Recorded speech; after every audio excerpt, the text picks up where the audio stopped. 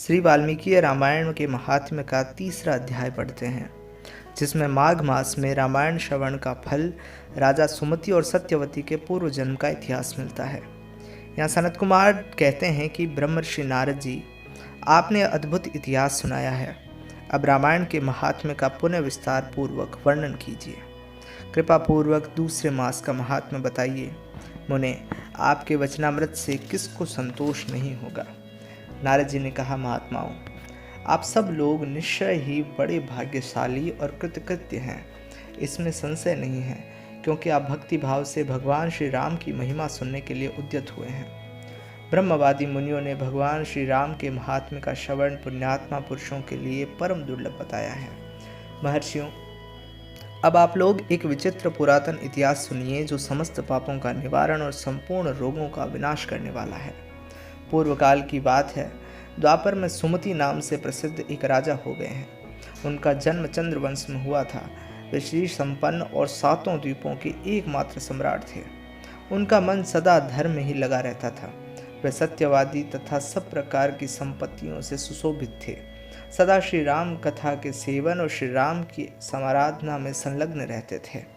श्री राम की पूजा अर्चना में लगे रहने वाले भक्तों की वे सदा सेवा करते थे। उनमें अहंकार का नाम भी नहीं था।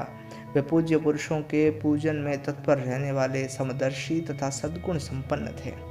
राजा सुमति समस्त प्राणियों के हितैषी, शांत, कृतज्ञ और यशस्वी थे। उनकी परम सौभाग्यशालिनी पत्नी भी समस्त शुभ लक्षणों से सुशोभित थी।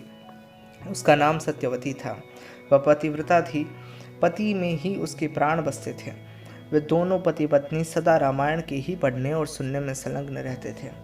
सदा अन्न का दान करते और प्रतिदिन जलदान में प्रवृत्त रहते थे। उन्होंने असंख्य पोखरों, बगीचों और बावड़ियों का निर्माण कराया था। महाभाग राजा सुमति भी सदा रामायण के ही अनुशीलन रहते थे। वे भक्ति भाव से भावित होकर रामायण को ही बाँचते अथवा सुनते थे। इस प्रकार वे धर्मश्री नरद और नरेश सदा श्री राम की आराधना में ही तत्पर रहते थे। उनकी प्यारी पत्नी सत्यवती भी ऐसी ही थी। देवता भी उन दोनों दंपति की सदा भूरी भूरी प्रशंसा करते रहते थे। एक दिन उन त्रिभुवन विख्यात धर्मात्मा राजा रानी को देखने के लिए विभांडक मुनि आए थे और अपने शिष्यों को साथ लाए। मुनिवर विभांडक को देखकर राजा सुमति को बड़ा सुख मिला। वे पूजा की विस्मृति सामग्री साथ ले पत्नी सहित उनकी अगवानी के लिए गए। जब मुनि का अतिथि सत्कार संपन्न हो गया और वे शांत भाव से आसन पर विराजमान हो गए, उस समय अपने आसन पर बैठे हुए भूपाल ने मुनि से हाथ जोड़कर कहा, भगवान, आज आपके शुभागमन से मैं कृतार्थ हो गया, क्योंकि श्रेष्ठ पुरुष संतों के आगमन को सुखदायक बताकर उसकी प्रशंसा करते हैं। जहाँ महापुरुषों का प्रेम होता है, वहाँ सारी संपत्तियाँ अपने आप उपस्थित हो जाती हैं। वहाँ तेज, कीर्ति, धन और पुत्र सभी वस्तुएं उपलब्ध होती हैं, ऐसा विद्वान पुरुषों का कथन है।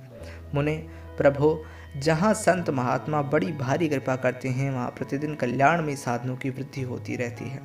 ब्राह्मण जो अपने मस्तक पर ब्राह्मणों का चरणोदक धारण करता है, उस पुण्यात्मा पुरुष ने सब तीर्थों में स्नान कर लिया है, इसमें संशय नहीं है। शांत स्वरूप महर्षि में पुत्र, पत्नी और सारी संपत्ति आपके चरणों में समर्पित है। आज्ञा दीजिए, हम आपकी क्या सेवा करें। ऐसी बातें कहते हुए राजा सुमति की और देखकर मुनीश्वर विभांडक बड़े प्रसन्न हुए और उन्होंने अपने हाथ से राजा का स्पर्श करते हुए कहा, राजन, तुमने जो कुछ कहा है वह सब तुम्हारे कुल के अनुरूप है।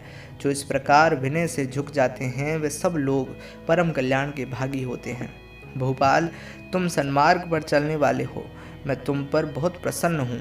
महाभाग, तुम्हारा कल्याण हो। मैं तुमसे जो कुछ पूछता हूँ उसे बताओ।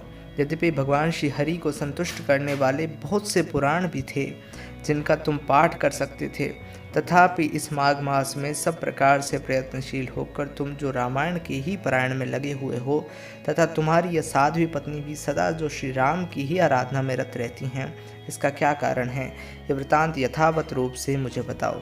राजा ने कहा, भगवान सुनिए, आप जो कुछ पूछते हैं वह सब मैं बताता हूँ। मुने, हम दोनों का चरित्र संपूर्ण जगत के लिए आश्चर्यजनक है। साधु शिरोमणि, पूर्व जन्म में मैं मालती नामक एक शूद्र था।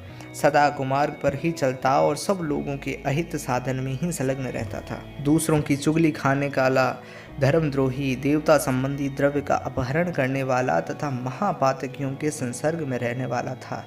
मैं देव संपत्ति से ही जीविका चलाता था। गौ हत्या, ब्राह्मण हत्या और चोरी करना यही अपना धंधा था। मैं सदा दूसरे प्राणियों की हिंसा में ही लगा रहता था। प्रतिदिन दूसरों से कठोर बातें बोलता, पाप करता और वेश्याओं में आसक्त रहता था। इस प्रकार कुछ काल तक घर में रहा। फिर बड़े लोगों की आज्ञा का उल्लंघन करने के कारण मेरे सभी भाई बंधुओं ने मुझे त्याग दिया और मैं दुखी होकर वन में चला गया। वहाँ प्रतिदिन मृगों का मांस खाकर रहता था। कांटे आदि बिछाकर लोगों के आने जाने का मार्ग अवरुद्ध कर देता था। इस तरह अकेला बहुत दुख भोगता हुआ मैं उस निर्जन वन में रहने लगा। एक दिन की बात है, मैं भूखा प्यासा, थका मांदा, निद्रा से झूमता हुआ एक निर्जन वन में आया। वहाँ देवयोग से वशिष्ठ जी के आश्रम में मेरी दृष्टि पड़ी। उस आश्रम के निकट एक विशाल सरोवर था जिसमें हंस और कारंडव आदि जल पक्षी छा रहे थे। मुनीश्वर, वह सरोवर चारों ओर से वन्य पुष्प समूहों से आच्छादित था। वहाँ जाकर मैंने पानी पिया और उसके तट पर बैठकर अपनी थकावट दूर की। फिर कुछ वृक्षों की जड़ें उखाड़कर उनके द्वारा अपनी भूख बुझाई। वशिष्ठ के उस आश्रम के पास ही मैं निवास करने लगा। टूटी फूटी स्फटिक शिलाओं को जोड़कर मैंने वहाँ दीवार खड़ी की। फिर पत्तों, तिनकों और काष्ठों द्वारा एक सुंदर घर बना लिया। उसी घर में रहकर मैं व्याधों की वृत्ति का आश्रय ले नाना प्रकार के मृगों को मारकर उन्हीं के द्वारा 20 वर्षों तक अपनी जीविका चलाता रहा। तदंतर मेरी ये साध्वी पत्नी वहाँ मेरे पास आई।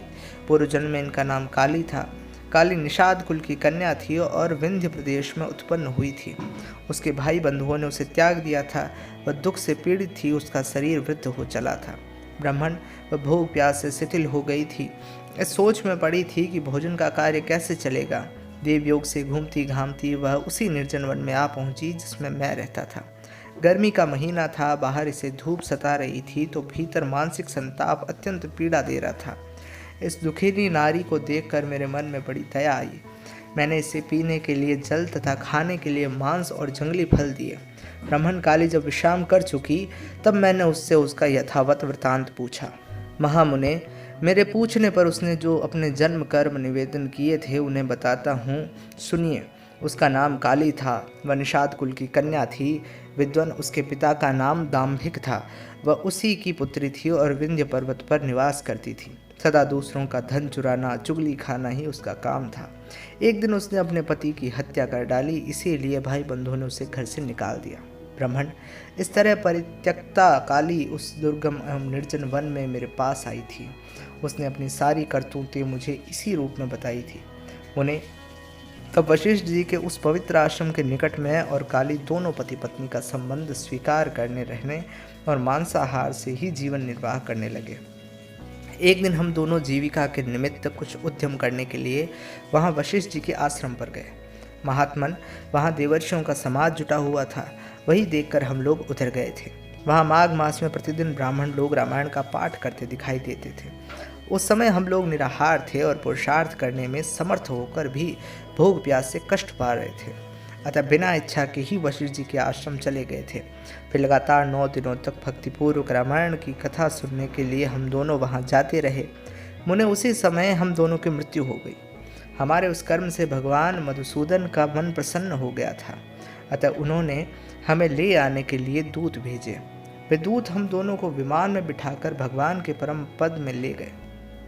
हम दोनों देवादिदेव चक्रपाणि के निकट जा पहुँचे। वहाँ हमने जितने समय तक बड़े बड़े भोग भोगे थे वह बता रहे हैं, सुनिए। कोटि सहस्र और कोटि सत युगों तक श्री राम धाम में निवास करके हम लोग ब्रह्मलोक में आए। वहाँ भी उतने ही समय तक रहकर हम इंद्रलोक में आ गए। मुनिश्रेष्ठ, इंद्रलोक में भी उतने ही काल तक परम उत्तम भोग भोगने के पश्चात हम क्रमशः इस पृथ्वी पर आए हैं। यहाँ भी रामायण के प्रसाद से हमें अतुल संपत्ति प्राप्त हुई है। मुने, अनिच्छा से रामायण का श्रवण करने पर भी हमें ऐसा फल प्राप्त हुआ है। धर्मात्मन, यदि 9 दिनों तक भक्ति भाव से रामायण की अमृतमयी कथा सुनी जाए तो वह जन्म, जरा और मृत्यु का नाश करने वाली होती है। विप्रवर, सुनिए। विवश होकर भी जो कर्म किया जाता है वह रामायण के प्रसाद से परम महान फल प्रदान करता है। नारद जी कहते हैं, ये सब सुनकर मुनीश्वर विभांडक राजा सुमति का अभिनंदन करके अपने तपोवन को चले गए। विप्रवरों, अतः आप लोग देवाधिदेव चक्रपाणि भगवान श्री हरि की कथा सुनिए। रामायण कथा कामधेनु के समान अभीष्ट फल देने वाली है। माघ मास के शुक्ल पक्ष में प्रयत्न पूर्वक रामायण की नवान कथा सुननी चाहिए। वह संपूर्ण धर्मों का फल प्रदान करने वाली है। यह पवित्र आख्यान समस्त पापों का नाश करने वाला है। जो इसे बाँचता और सुनता है वह भगवान श्री राम का भक्त होता है। इस प्रकार श्री स्कंद पुराण के उत्तरखंड में नारद सनत कुमार संवाद के अंतर्गत रामायण महात्म्य के प्रसंग में माघ मास में रामायण कथा श्रवण के फल का वर्णन नामक ये तीसरा अध्याय पूरा होता है।